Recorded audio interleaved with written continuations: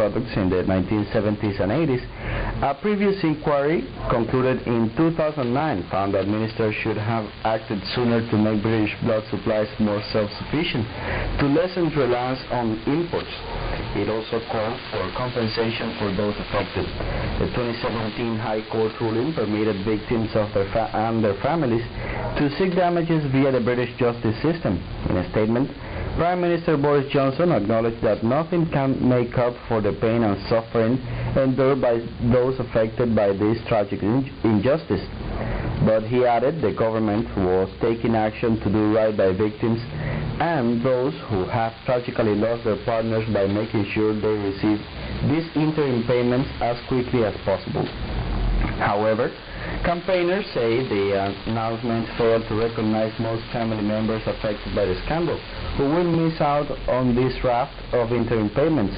When the public inquiry concludes next year, it is expected to make final recommendations on compensations for this wider group of people, including bereaved parents and the children of victims. The Israeli newspaper Haaretz is reporting an internal Israeli military report has acknowledged that an Israeli airstrike near the Jabalia refugee camp in Gaza killed 5 Palestinian children on August 7th. The youngest child was 4 years old. The finding contradicts public statements by Israeli officials who had claimed the Palestinian children had died after being hit by an errant rocket fired by the militant group Islamic Jihad. Over the past 2 weeks, Israeli forces have killed 19 Palestinian children. The United Nations has denounced a surge in child death as unconscionable. A deadly explosion targeting a mosque in North Kabul has resulted in multiple casualties, according to local reports.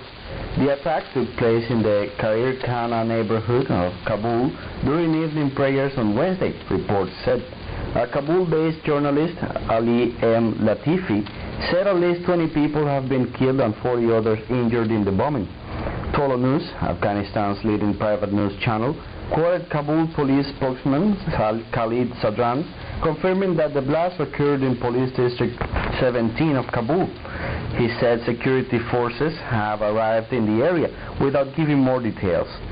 Kabul's emergency hospital, a premier trauma center in the Afghan capital, in a tweet said it had received at least 27 people injured in the explosion, including 5 children, one of them 7-year-old.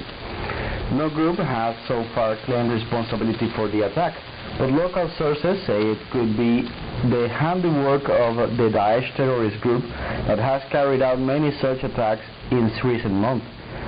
Last week, a prominent pro-Taliban cleric was killed in a suicide blast in Kabul. The Daesh terrorist group claimed responsibility for the attack. The attack comes 2 days after the first anniversary of the United States withdrawal and the Taliban's comeback in the war ravaged country.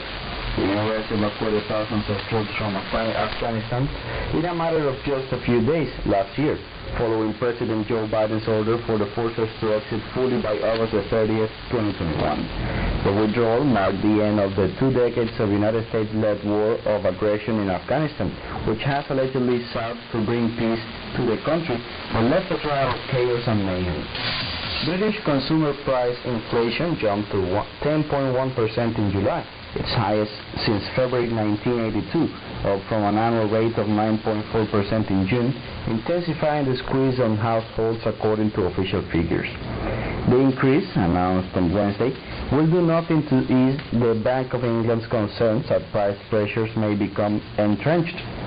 Despite warning that a recession was likely, the BOE earlier this month raised its key interest rate by 0.5% to 1.75%, its first half-point rise since 1995.